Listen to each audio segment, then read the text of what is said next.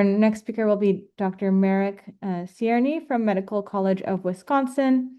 Will speak on the role of intraoperative transcranial Doppler monitoring in surgical cerebrovascular care. Thank you for joining us today.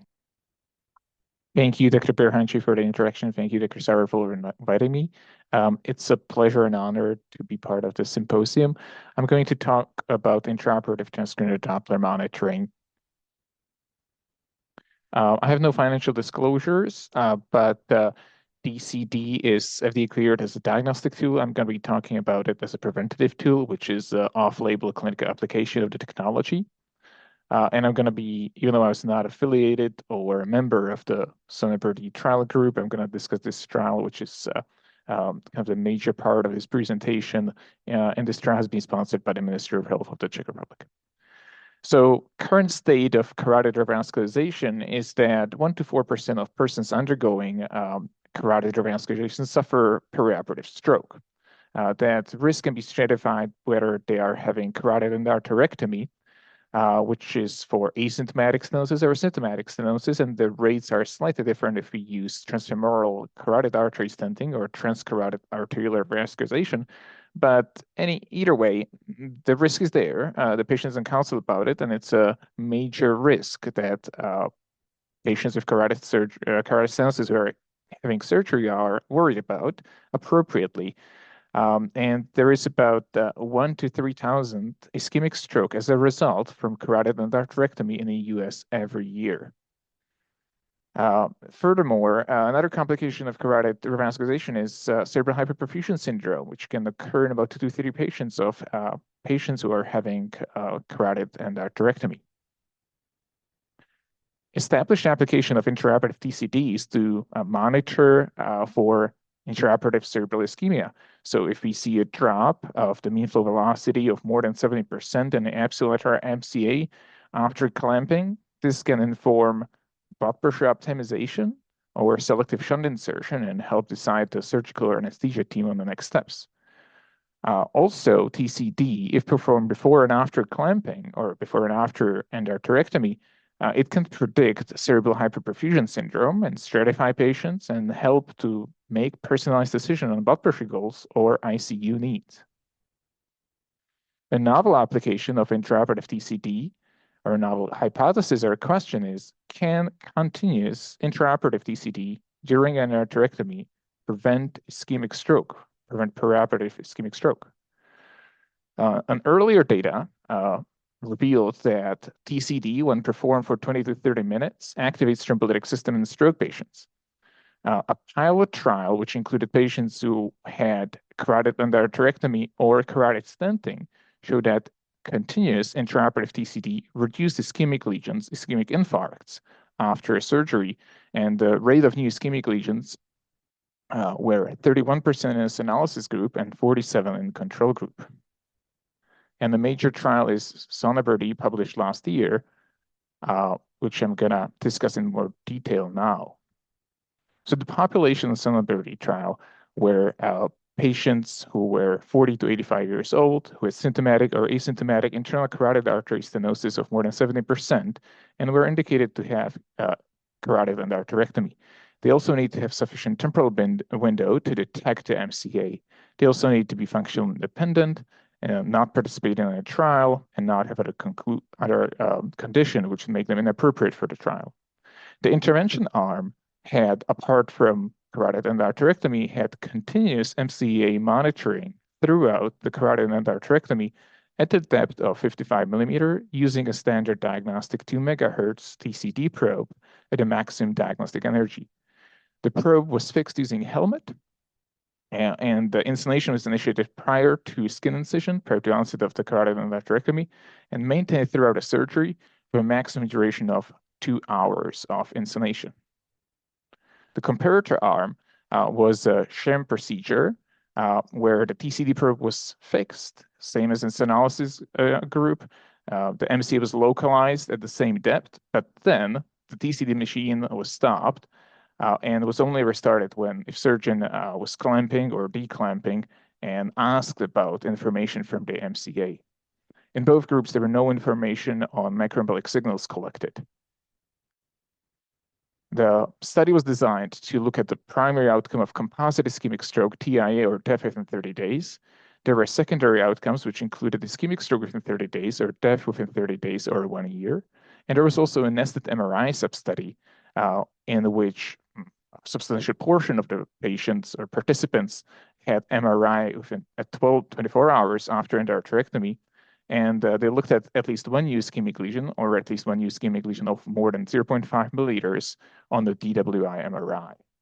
These outcomes were rated by certified specialists, so neurovascular neurologist for ischemic stroke or TIA, and certified radiologist for the radiographic outcomes.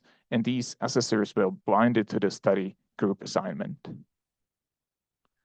This was a multicenter randomized double-blind shell-controlled trial, which was conducted at 16 centers in 3 Central European countries, in Czechia, Slovakia, and Austria. The goal for the study was to recruit 342 patients. This was based on the power calculation, and they also had a pre-planned interim analysis after 1,000 patients were enrolled. So the results of the study are that after recruitment of 1,004 patients between 2014 and 2020, during the pre-planned interim analysis, the Data Safety and Monitoring Body unanimously recommended to stop the trial early due to clear evidence of efficacy. This is the flow diagram, which show low rates of crossover, few loss to follow-up, and protocol violations were 43 and 37, and they mostly were dealing with the follow-up, the not be within the 30 days plus minus 3 days, so kind of minor protocol deviations. The baseline characteristics were well balanced between the two arms, and as you would expect, the patients were elderly and had high rates of vascular comorbidities. This shows the primary outcome. So the primary outcome is composite of ischemic stroke, TA, or death within 30 days was 2.2% in senolysis arm and 7.6% in the control arm, with risk difference of 5.5%. As you can see, the major difference was on the first day, but then even within the between the day 2 and day 5, there was also a difference between the control and senolysis arm. In the MRI's nested sub-study, it revealed that there was less ischemic stroke in the 30 days.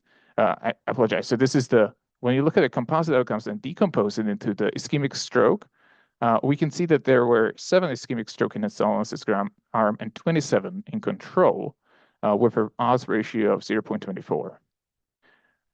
And you can also see the rates of the other composite outcomes, such as death or TIA. Now, this is the MRI sub-study.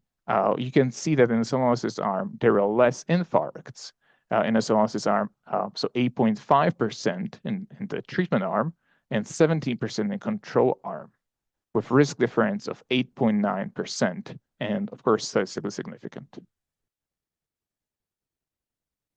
So the conclusion is that intraoperative TCD during endarterectomy can deliver value to patients by preventing perioperative stroke, cerebral infarcts, and TIA. And it can also help guide personalized decisions on shunt insertion and prevention of cerebral hyperperfusion syndrome. If these studies, if the result of the Celebrity can be replicated and implemented for all carotid endarterectomy patients in the US, it has the potential to prevent about 350 to 2,260 perioperative ischemic stroke annually. And the potential annual cost savings are ranging from 67 million to 423 million per year. There are significant research gaps. Number one, the confirmation of efficacy of intraoperative TCD analysis should be confirmed within the US health system. TCD is FDA cleared for diagnostic use, but it's lacking FDA approval for this indication to reduce perioperative infarcts. There is also higher than expected rate of ischemic stroke in a control arm on the Celebrity, which is a limitation of the trial and requires further investigation in the context of the participating sites. But given the design of the study, it's unlikely to change the conclusion that TCD is safe and efficacious in reducing perioperative stroke when applied intraoperatively during carotid endarterectomy.